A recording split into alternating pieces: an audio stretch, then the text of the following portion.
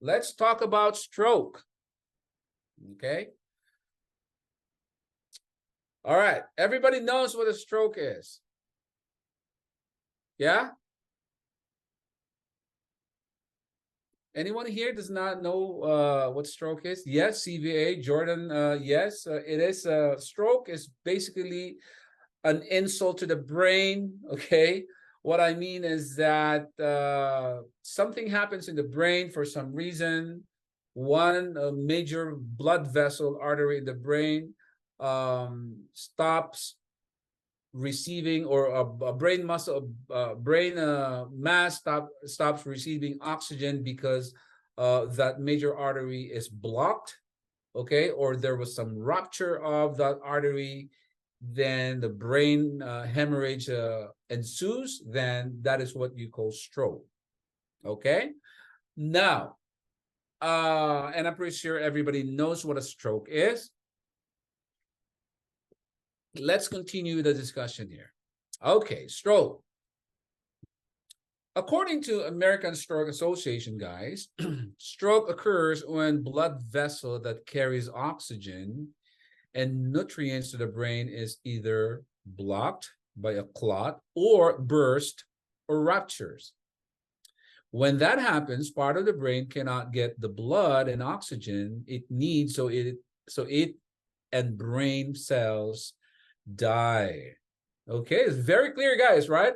Among all the definitions that I looked up earlier, this is the one that I like the most because it explains in a very simple, delivery, right? So basically, if that part of the brain stops receiving oxygen, the brain cells die. The brain itself dies. Okay, when the brain dies, because this is the central nervous system, the brain is the one that tells the body or directs the body perform its motor functions, everything, guys, right? The person dies, the body dies, right? So that is stroke. Now, from what I understand, guys, okay, from what I gather, there's only a short time window when a patient starts like getting signs of an early stroke. Okay, if a patient indeed is suffering from stroke, patient only has like 2 to 3 hour window for a patient to get treatment and for the person to survive that stroke, right? It is a fatal condition, guys. The patient needs to be brought to the hospital like ASAP. And this is the reason why, have you guys heard about the acronym FAST? When a patient's showing signs of stroke, like what is FAST again? Facial droop, right? Facial droop. What is and patient's arm cannot be lifted. Okay, he cannot move an arm or extremity. That's A. S is the speech is affected. Patient is not able to speak, and the T there I think is time. So you got to send the patient to the hospital like yesterday, okay? So the patient will have a strong survivability chance, okay, to recover from that stroke. Otherwise, guys, it can be fatal, and it can also if a patient luckily survives a stroke, the patient may come out from the hospital with what we call neurologic deficits. Okay, that's what I understand what stroke is. So time is of the essence if a patient is showing some signs of stroke. Now, if you guys know a friend or a family and you're with that person and showing all these signs of having an early stroke, do not wait, a second, call 911 if you may. And, a patient will have a strong likelihood of surviving that stroke. So the times of the essence, 2 to 3 hour window from what. Karate clothes. Yung pang karate dyan. Okay. Now, Karen says Bell's palsy looks like CVA. Yes, Bell's palsy looks like CVA.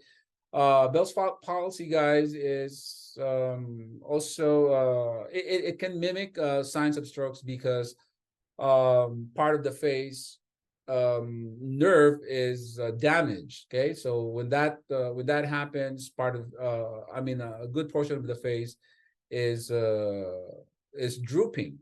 Okay, that's what I understand about Bell's palsy. I think people who are predisposed to Bell's palsy are those that have some kind of a viral infection in the past. I'm not 100% sure, but yeah, prior to viral infection, that's what I overheard. Thank you, Karen. But I'm not 100% sure what kind of viral infection that is. So this is the people that were saying that's more susceptible of experiencing Bell's palsy in the future. All right, so you have that stroke right there, and you have the definition here. American Stroke Association has a very, very clear and simple definition of the stroke. Now, let's differentiate current versus history of stroke. Okay. Right here, guys, you have the I-63.9 cerebral infarction current. Okay. If you guys go to the book and look at this code I-63.9, this is the code descriptor here. Cerebral infarction. In fact, it didn't say current, but it says unspecified. I put this current here because I want to emphasize to you guys that if a patient is suffering real-time stroke, this is the code you are to use, I-63.9, unspecified stroke or unspecified cerebral infarction. Now, this should be coded in the hospital, in the ED, and or during admission, okay? Treatment should be administered within, like I said, 3 hours from the onset, okay? From what I gather, this may change, okay? It can be shorter, 2 hours. It can be, you know, a little over 3 hours. But from what I gathered, guys, from, you know, documentation I've already reviewed, many of them, 3 hours is a good is a time window. A patient will have a good chance of surviving, getting recovered from that stroke. Okay. Now, what is the key takeaway here? Why am I saying that patients should be sent to the hospital? The reason why is that if a patient is not sent to the hospital in time, okay, it can be fatal. And what has to do with our codes? Okay, so I-63.9. I'm giving emphasis to these guys because I've seen a lot of coders assigning that I-63.9 code even in the office visit. Could you guys imagine that? Patients having stroke in the doctor's clinic. So, you know, doctors are not knowledgeable with the coding guidelines. Okay. Doctors will document whatever doctors will, you know, will put it. Sometimes doctor would put stroke, but the doctor means patient had a stroke in the past. And still the doctor would put that in the documentation, patient has stroke, but the doctor was trying to mean that patient had a stroke and had this residual deficit. Okay, but we as coders, we interpret that stroke that is documented in the office visit as a past stroke. Okay, and if you have the opportunity to query the provider whether this is a real-time stroke or not, but most likely is not, because if the doctor does not send the patient to the ED, it's not an emergency stroke. It's not a stroke that's happening real time. Okay, or you will be questioning the provider, what is the patient happening in your clinic when he is having a stroke?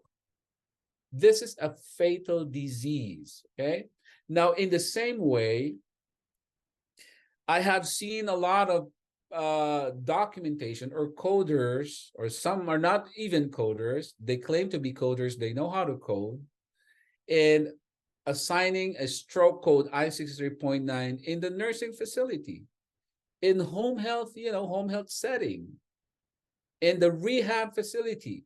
So people are coders, or people who claim to be coders, assigning those codes, which are grossly incorrect. Very, very wrong. So Karen, you're guilty of that.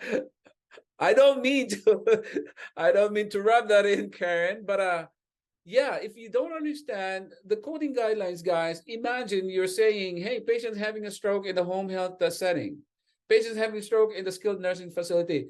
Why? Why is patient still there? You did not send the patient to the hospital. Obviously, guys. Yes, I totally agree, Karen. MDS, I've encountered them. Okay.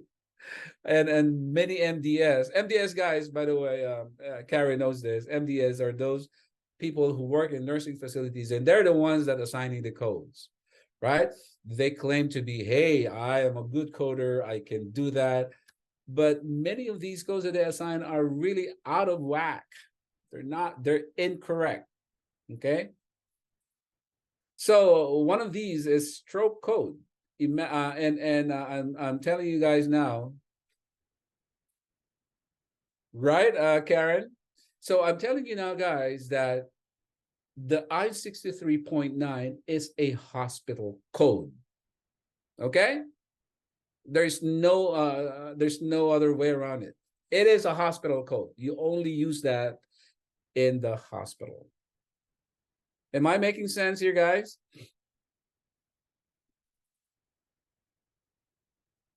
Thank you, Karen. Okay. I wanted to clarify, Mr. Eli, correct me if I'm wrong. Yes, sir. So this code is only used if we're to say we are coders for the ED, right? That is correct, Abel. Yeah. If you're a coder for the ED and you're a coder, you're an inpatient coder, use this code. Obviously, because when a patient gets admitted in the hospital, or sent to the ED and then eventually gets admitted because of patients having a stroke, yes, you can use this I-63.9. But if you're working for other settings like skilled nursing facility, for hospice, for rehab, rehab clinic, do not use this, for heaven's sake, because you don't have, I mean, you can't keep the patient in that facility having a stroke. You have to send the patient to the hospital. Okay, so you're welcome, Abel. Good question. Now, let's go back here. Stroke history. Okay, now the stroke history here, the I-69, look at the difference, guys. I-63.9 is current, real time, can only be coded in the hospital. But the I-69, which has a history of stroke with some residual deficits. By the way, guys, you use only I-69, okay, this one right here. If a patient had a previous stroke, and because of that stroke, patient now has a neurologic deficit, okay, or a late effect, or a residual effect. So because of that previous stroke, patient now is showing some neurologic, say, insufficiency. Patient is unable to swallow. Patient is unable to talk, coherently. So patient is not able to move one of these limbs. Those are neurologic insufficiencies or neurologic deficits. And because if those late effect or deficits are because of the stroke, you use this code I-69. And where can you code this? You can also use this in the hospital. You can use this in an outpatient, rehab, nursing home, home health, hospice. And if you can think of other settings like psychiatric hospitals, you can. definitely use this I-69. Now, you may be asking, why in hospital? The reason why you can also assign this, because, you know, a person who suffered with a previous stroke, you know, for some time, the patient may probably be sent to the hospital for other conditions, for other reasons, right? So, I mean, this I-69, if a patient has a late effect or residual effect of that previous stroke, that residual effect follows the person wherever he goes, right? So it is just appropriate that you assign I-69, whether hospital, outpatient, rehab, nursing home, home health, or hospice. Okay? So that is the main takeaway here, guys. Current versus history. Know where to assign this particular codes here. Any Yeah, I have questions? a question. Yes, How Karen. about a patient who had a history of stroke and then had a current stroke? It Like, is possible. yeah. So how do you code that? Okay, so actually, that's the next discussion right here. What if, there you go. Okay, so Karen, your question actually is 2 slides, you know, ahead. Okay, so let me I'll answer that question, Karen. Let me just finish this one up. Okay.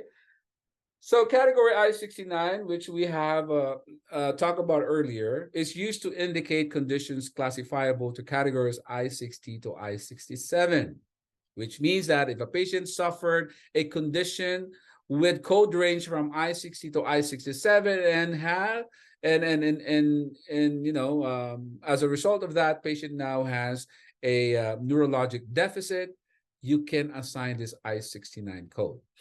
The causes of sequela themselves classified elsewhere. These late effects include neurologic deficits that persist after initial onset of conditions classifiable to categories I-60 to I-67, meaning that this neurologic deficits is obviously, you know, still remains with the person, with a patient, and that neurologic deficits need to be treated also, right? So I-69 should be assigned. The neurologic deficits caused by cerebrovascular disease may be present from the onset or may arise at any time after the onset of the condition, classifiable to categories I-60 to I-67.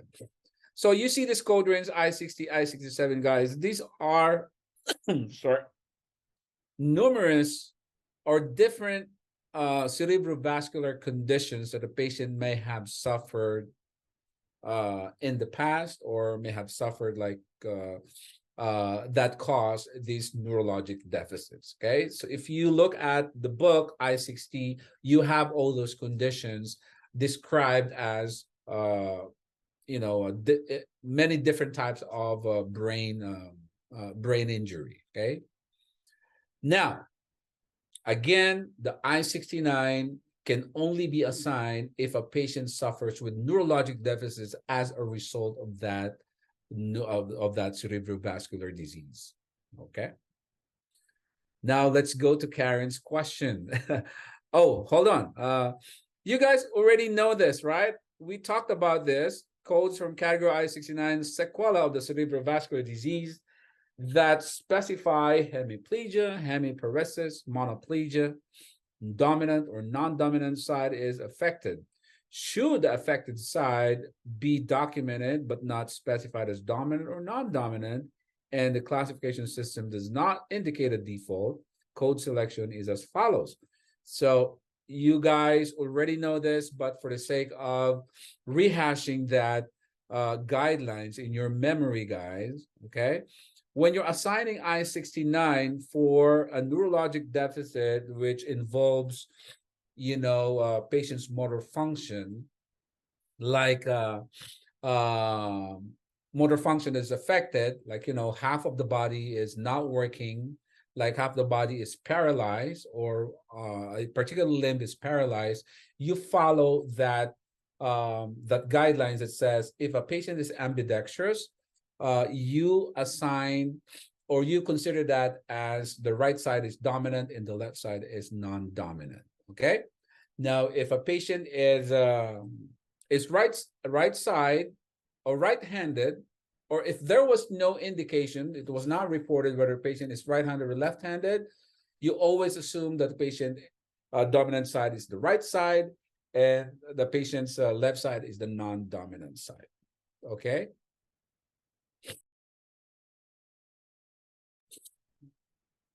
So any question about that, guys? I think we have covered that already in the nervous system chapter, right? We have already covered that. And just in case that you kind of like forgot about it, just want to make sure that in coding I-69, okay, when you go to the book and look for the code, look for that condition like hemiplegia following a stroke, you will be given different choices whether this hemiplegia is the dominant side or the non-dominant side. Again, how do you make that decision? If the affected side is the right side, you code it as dominant. If the affected side is the left side, you code it as non-dominant. Okay. All right. Let's go to Karen's question. All right. It says here, sequela with current stroke. This is what you were asking earlier, Karen. Okay. Codes from category I-69 with codes from I-60 to I-67. Let's read. Codes from category I-69 may be assigned on a healthcare record with codes from I-60 to I-67. If the patient has a current cerebrovascular disease and deficits from an old cerebrovascular disease, which means that this type of patient who already had previous stroke, and because of that previous stroke, patient is has a neurologic deficit. And if for some unfortunate reason, patient is readmitted in the hospital for a new stroke, okay, for a new cerebrovascular disease, that neurologic deficit from the previous stroke does not go away immediately, right? So the patient still carries it with him, you know, in this present admission. So in that case, if a patient is suffering for another stroke, and it happens, guys, I see this very often, you know, in my course of doing my function as a CDI, I see this a lot. Patient had previous stroke and got readmitted for a new stroke.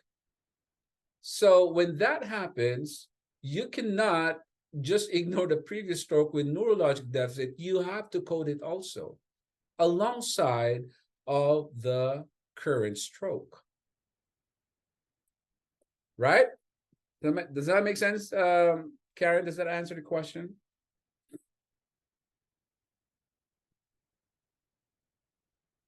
You are so welcome. Now, if codes from category I-69 and personal history of transient ischemic attack and cerebral infarction, codes from I-69 should not be assigned if the patient does not have the neurologic deficits. Okay, so remember, guys, you only use this I-69 if the patient has a neurologic deficit or a late effect of that stroke. Otherwise, if a patient has a previous stroke or history of stroke and does not have any neurologic deficit, what code do you guys assign? It's the history right here. History of stroke. Z86.73.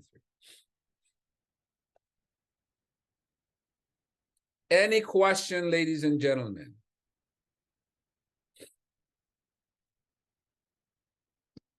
So does that make sense, guys? I-69 is only exclusive to conditions brought about or was due to a stroke.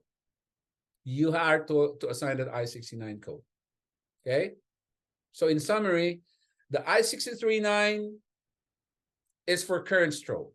The I-69 is for a previous stroke which caused a neurologic deficit. Okay? If there was no neurologic deficit from a previous stroke, you don't need the I-69 code. You only need the history of stroke code, which is the code that I shown you last here, the Z86.73.